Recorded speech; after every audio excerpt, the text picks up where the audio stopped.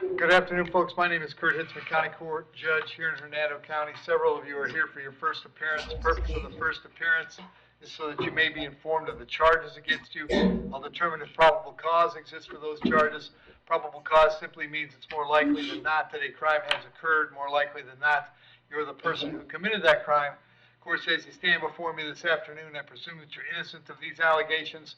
That presumption of innocence will stay with you through every stage of the proceedings unless and until the state attorney's office is able to prove the charges against you beyond and to the exclusion of a reasonable doubt. We'll set your conditions of pretrial release today, that is your bail or your bond. In most cases, you had a bond set already pursuant to the bond schedule here in the 5th Judicial Circuit or the warrant which led to your arrest. I'll determine if that bond should be raised or lowered or left the same, or whether there'll be additional conditions of pretrial release placed upon you. We'll let you know when your next court date will be, and if you'd like to have the services of the Office of the Public Defender, I'll gladly appoint a PD to represent you this afternoon. You do have a right to have contact with folks on the outside, family, friends, counsel. Finally, and most importantly, you do have an absolute right to remain silent with regard to the facts which surround your arrest. I encourage you to do that. These proceedings are being recorded. In addition, there is an assistant state attorney in the courtroom with me today. If you say something that tends to incriminate you, they will use it against you in the prosecution down the road. I now need the four of you who are here for first appearance to please raise your right hands and be sworn. You all solemnly swear or affirm to tell the truth, whole truth, nothing but the truth. Outstanding. When you hear your name, you can step forward. Gail Girodimos.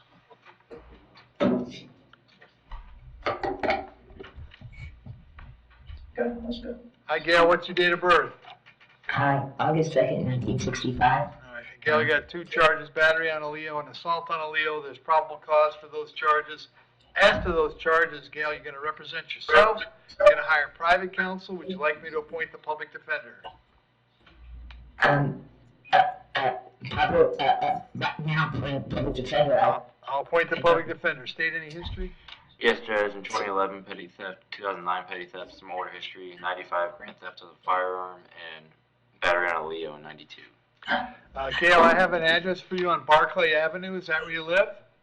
Yes, sir. Are you working these days? I was taking care of a veteran and things, and I'm a caretaker. Okay. I'm going to set your bond, Gail, at $500 on each count. That's a total of $1,000. You're going to be back in court on July 1st. If you get out, it's very important that you go and see the public defender's office. They're in the courthouse in Brooksville, all right? Yes, sir. Thank you. Yes, sir.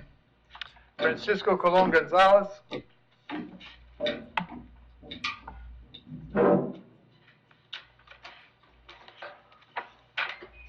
Afternoon, sir. What's your date of birth? 4/22/75. The charge is resisting without violence. There's probable cause for that charge. As to that charge, you're going to represent yourself. You're going to hire private counsel. Would you like the public defender? Public defender. I'll appoint the PD. State. It's got a battery in 21, 2014 possession of heroin, possession of drug paraphernalia, 2014 Dwellis, second, 2015 no valid, 2015 no valid, and out of Pennsylvania 2000 reckless endangerment. All right. And Francisco, have you been staying anywhere regularly or living outdoors? What's going on? No, I do both. Okay. Are you working? Are you working at all? Just odd jobs. Okay. I'll set your bond at $500. I'll have you back in court on the 18th of June. If you get out, make sure you go see the public defender, okay? Yes, sir. Thank you. Pablo de Jesus.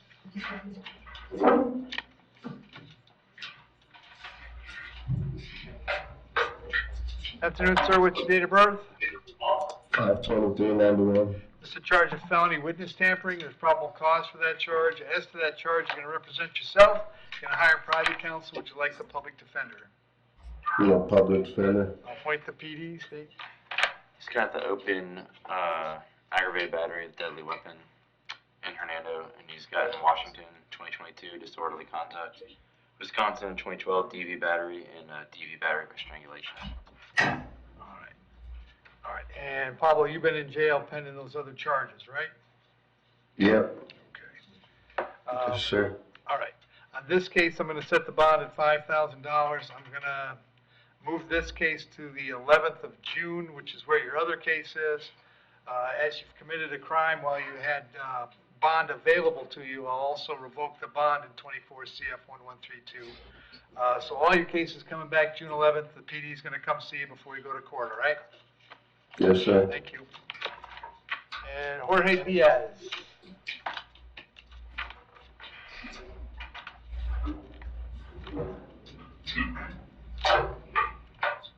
Afternoon, sir. What's your date of birth?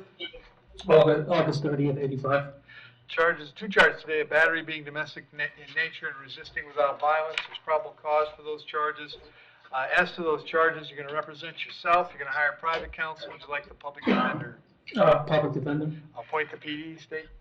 All he's got is a drop battery in 21. All right. And sir, I have an address for you on Lambert Avenue in Spring Hill. Is that where you live? Yes, sir. How long have you been there? Over a year now. All right. And do Naomi and Xavier live there as well? They do. All right. Are you working these days? Not currently. Say it again. Not at the moment. Okay. What kind of work do you normally do? I'm a truck driver. I lost my job back in August. I was in an accident Okay. in a commercial vehicle. It's been hard to get a job ever since. Okay.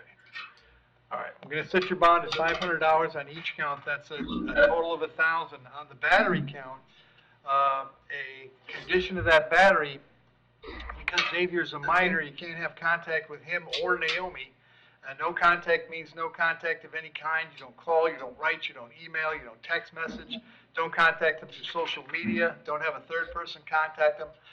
Any way that you might imagine getting a message to them, I forbid you to do that. If you do have contact and we find out about it, the bond can be revoked and you can be held without bond until the charges are resolved. It means no contact even if they want the contact. So if you answer your phone and hear any of their voices, you should hang up. If you're out and about and see them, you should turn around and run the other way. You need to understand that they cannot drop that charge. That's not a decision they get to make. They may go to the state attorney's office and ask that the charge be dropped, but that decision will always rest solely with the assistant state attorney handling your case. So unless that person or the judge on your case or your lawyer tell you the charges are dropped, you should assume they are not dropped and you should not have contact. In addition, I'm going to hold you till 4 o'clock this afternoon so that if they want to serve you with a civil injunction for protection against domestic violence, we know where to find you. If you get the civil injunction, it's doubly important that you not have contact because in that case, not only would you get your bond revoked here, but you'd get new charges for violating the injunction. As far as the home that you were sharing, as long as they're there, you'll have to stay someplace else. You may go by Lambert one time to collect your things, your clothes, your toothbrush, whatever you need.